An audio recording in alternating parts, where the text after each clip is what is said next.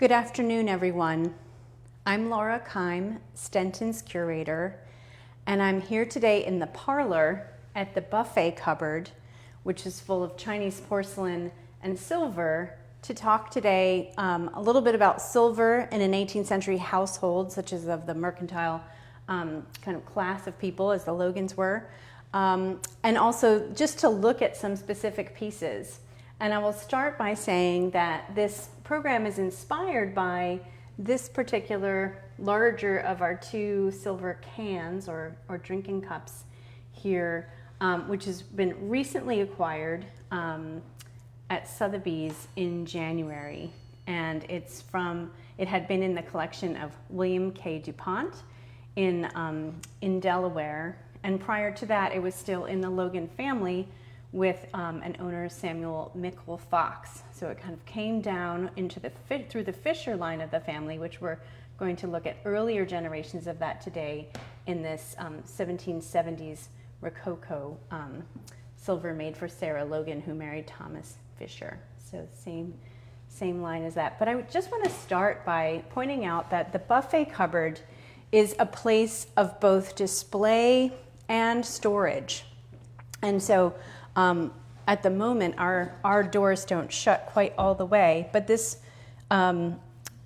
locked shut, and so just the perhaps lady of the house, in fact, was the one who would have kept the key to the buffet on her chatelaine, which is she's wearing around her waist or keeping in her pocket, so that there's access to some of literally the most valuable things in the house. Both the china and or porcelain and the silver. So in this time period, when the first generation of Logans were at Stenton, 1730 is when they moved in, when the house was complete. And both James Logan and his wife died in the early 1750s. He in 1751 and she in 1754. And we have here with us an image of part of the James Logan inventory taken at Stenton of the goods and chattels belonging to the estate of James Logan, deceased. And so we're in the parlor where you can see, we're going to actually also talk a little bit about the large looking glass at the end, but 329 ounces of plate that were stored in this cupboard. And the room total was valued at 185 pounds. So that is 329 troy ounces of silver. So it's not plated, it's solid sterling silver, but they used the term plate at that time because you would display kind of plates on a kind of open buffet in a more aristocratic setting, as in England. And so that was worth 148 pounds, just over 148 pounds.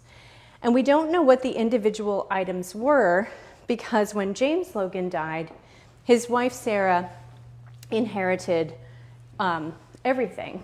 And so actually it's on her inventory a few years later that we're able to see a complete listing of individual items, although something was probably passed down or dispersed in some way between the two inventories, because this is 320 and a half ounces and 144 pounds, just over 144 pounds.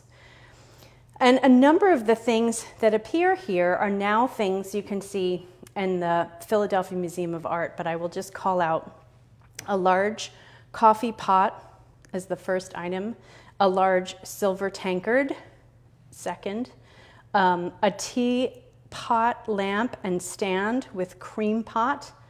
And then another thing we're going to reference today is 2 large cups and 2 ditto, meaning 2 of the same, so smaller. So 2 large ones and 2 smaller ones on the same line as a pair of salts. And just to give you a sense for some of those things that are at the Philadelphia Museum,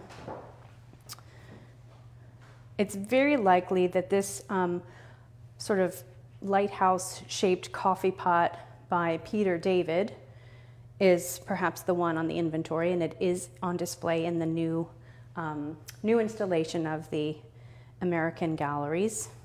And this large tankard with an entwined cipher for James and Sarah Logan, and these little kind of upside down hearts along the sides. This is commissioned from the silversmith Johannes Nice in 1714, probably because that was the year that James and Sarah married. And so this was a kind of special wedding piece. And the diameter of the base of that tankard is actually the same as the diameter of the lowest roundel here in the parlor. And this really is very much, somewhat at my height, this is eye level. And I suspect that this had the cipher facing out, and this was a really eye-catching and important kind of marker of their status here among the silver. And then that third grouping that's at the PMA is the tea service, which is grouped things that were made by a number of London silversmiths, Benjamin Pine, Peter Archambault, and John Farnell, and grouped for Logan. He would have ordered these, and a merchant would have kind of assembled it and had it shipped here. And so the question is whether it would have been engraved to become sort of en suite while it was still in London, or whether that might have been done in Philadelphia. And that's something that he imported prior to Stenton's completion as well, the early 1720s.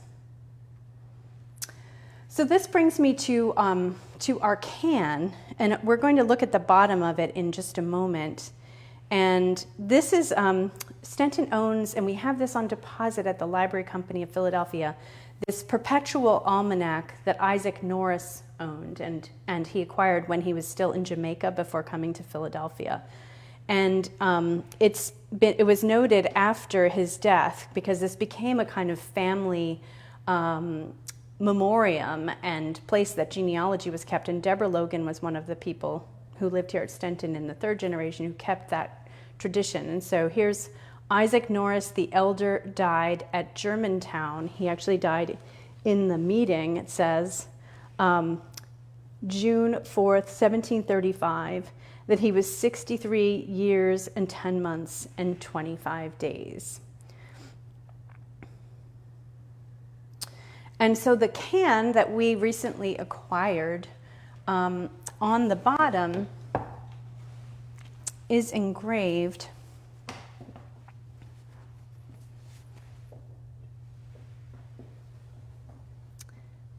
and we can play around with this so that you get an optimal view, because the silver truly is reflective and it can be a little challenging to see. But it is Roman lettering that has these sort of hatch lines filling in IN for Isaac Norris to IL, because I could also be J for James Logan. So particularly in kind of commemorative things. We have the fireback here in the parlor too, which we may be able to give you a look at in a moment, also is IL for James Logan. So it's not entirely clear, what that was all about, other than the two merchants were very close. Their children were intermarried. They had worked together closely, and giving someone a piece of silver was like giving them cash as well. So it could have even been a transfer to reconcile a debt that Norris may have owed to Logan. It is made here in Philadelphia with PS for Philip Syng, and there are a few known Syng marks, but this is the shield shape. Sometimes they have these little leaf-like flourishes between. This one does not. And the elder Syng, there's the Syng workshop was run by both father and son, and so the elder senior Syng died in 1739, so only a few years after Norris, which makes it a little bit unclear, exactly who was running the shop at the exact time that this cann may have been made. But these are for drinking alcoholic beverages, ales and wines, and it also shows an interest that we don't have that big tankard, but imagine the tankard and this porcelain jar being quite similar in proportion. And a tankard was a kind of vessel that might, by the 18th century, was almost maybe more monumental and meant to mark an occasion rather than even used a lot. But a tankard was passed around the table, a large drinking vessel that could be shared. And these smaller cups are a reflection of more, less sharing and more individual drinking. And I have to say that these are sort of like a half pint kind of size, with the inventory reference to 2 cups, and 2 even smaller may in fact be that this sort of 5-inch one is the larger, and then this the smaller. And this is about the amount of beer that I like to drink at one time. But I suspect that this one was engraved with the Logan stag's head crest, perhaps in the Victorian era. Hard to say exactly, but it is also by Philip Syng, and it's, instead of being marked 3 times, you see the PS inside the same shield twice.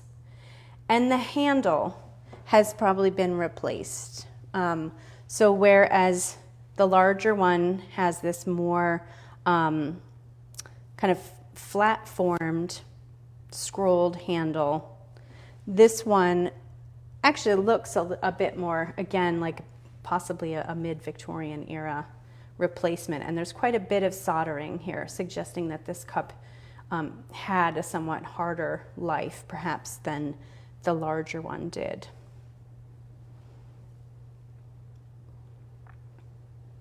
And this was a gift to the Stenton collection from Corey and Kate Luxmore. So this came down in their line, which is a group of descendants who reside in the UK.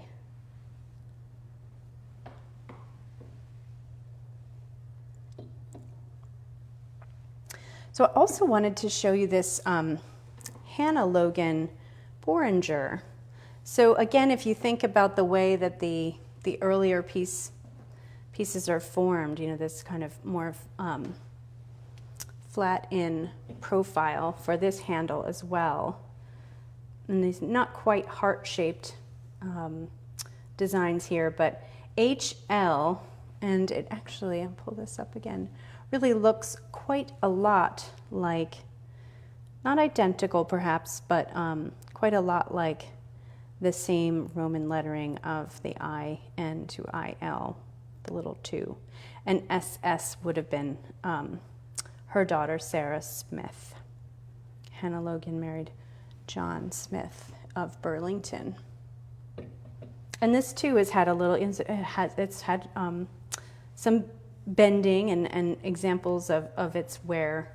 And then later on, someone came along just to make sure we wouldn't forget who HL was, and in a script engraved to the bottom with Hannah Logan. And all of these round-shaped vessels, these are known sort of in the silver parlance as hollowware, because they're hollow inside. And there is the mark at the bottom showing the point from which these vessels were raised, that the silver could be heated and hammered and drawn up, and that's how it's formed. And we can even look online for you and add it when we put the video up on our YouTube, maybe a connection to, I know the Colonial Williamsburg silversmiths still do great demonstrating of how that is made.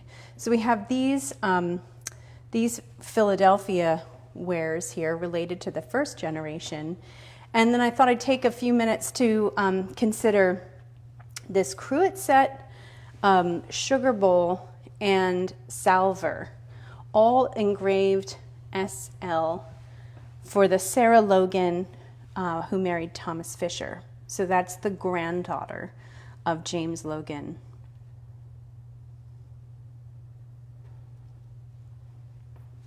And the salver is also a gift from Corey Luxmore, and although simpler, has the kind of Roman SL marking as well.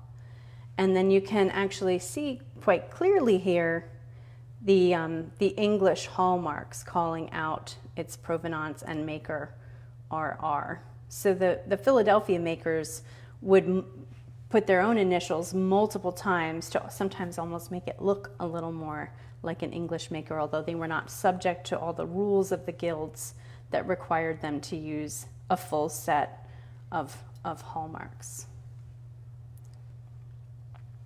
And this is something you might set a teapot on to protect your tea table.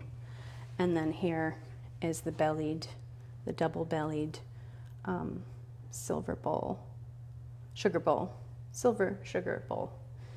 And this sort of very typical of the kind of what we would think of as the Rococo or the Chippendale period, this gadrooned decoration and this very floriferous and curly sea scrolls and shapes.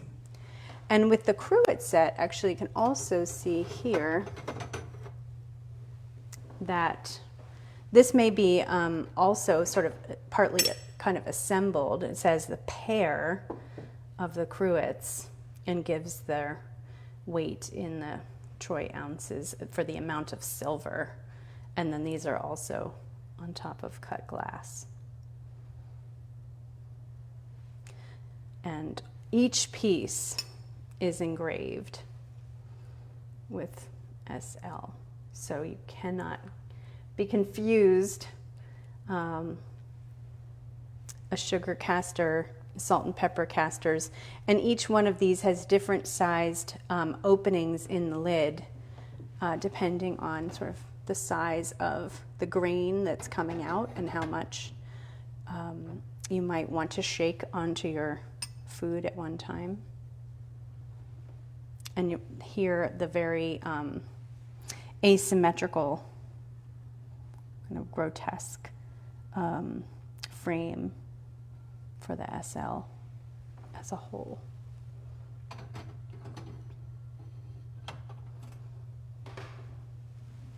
One other piece that we just don't know as much about, because it doesn't have discernible marks, but it is engraved JL, is this silver napkin ring, which has been in the collection at least prior to when things were cataloged in the 1960s for the first time.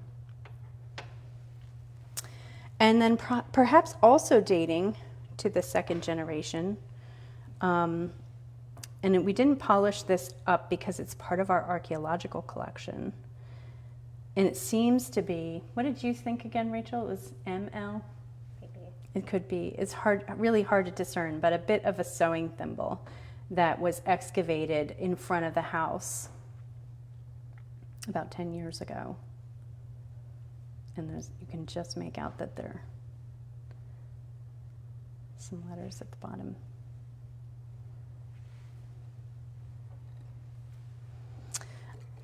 There's this English, London-made, 1790s etui, or little case, with what we think of as very kind of more federal ovoid designs and cascading bellflower type leaves.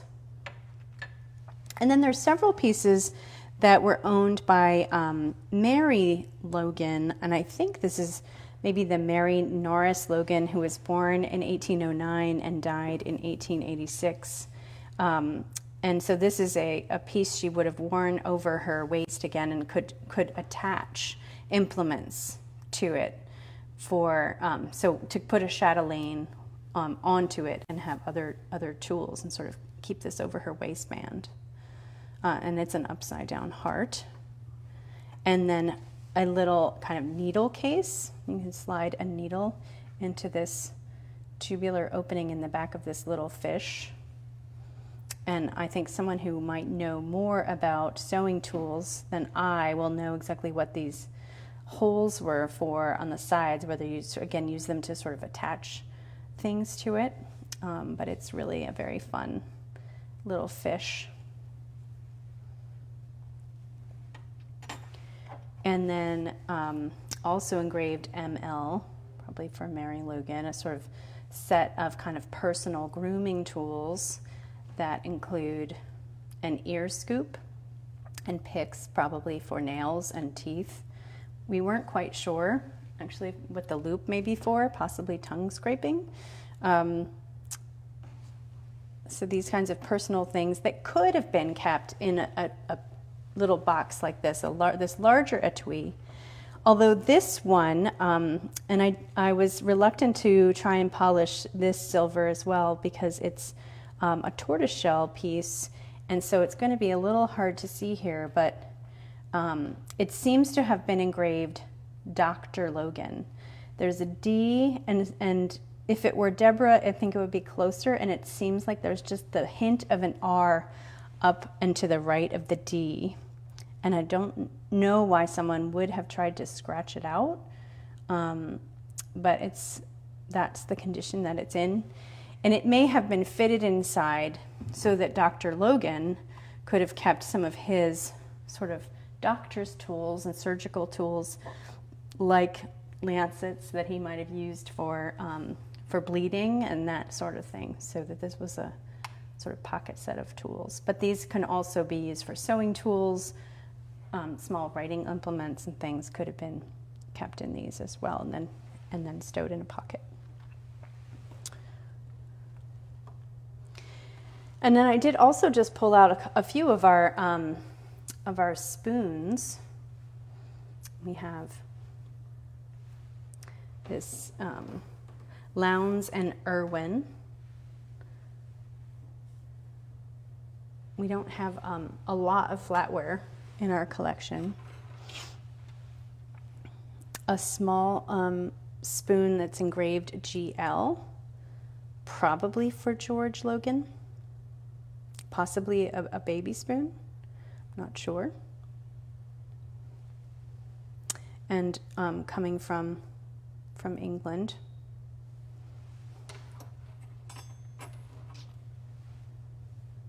And then another Philadelphia E. Lowndes teaspoon. And these have W's, both of the engraving on these, and I wonder actually if they maybe connect to the sort of Worcester line of the family as well.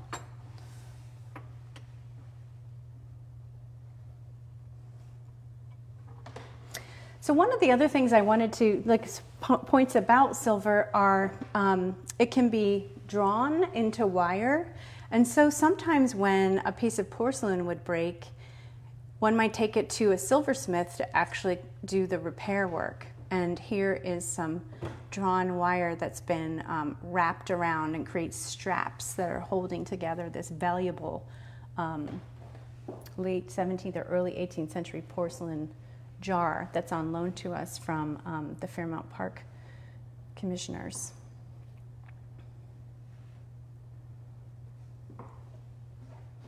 And although it's not obvious to me, it may not be silver, but metal was also used to repair things like plates, literally kind of stapling them back together. And I don't know whether this should be more black and tarnished looking if it really was silver. And finally, I wanted to just point out things like this looking glass that's also on loan to Stenton from the Philadelphia History Museum at the Atwater, Kent. Mariah Dickinson Logan, who lived nearby at Loudon, had given this to the Historical Society of Pennsylvania. And so the place of silver in a room like this is to be reflective, that in large measure it's about augmenting available daylight and candlelight out into the room. This, and I should say this is also an English glass. And again, reinforcing that idea that silver is literally like the cash that you'd have around the house. And we do that even less and less. But that you could melt down your vessels if you needed to literally liquidate funds. So silver served a lot of both aesthetic, useful, and literally sort of hard currency kinds of functions in a household.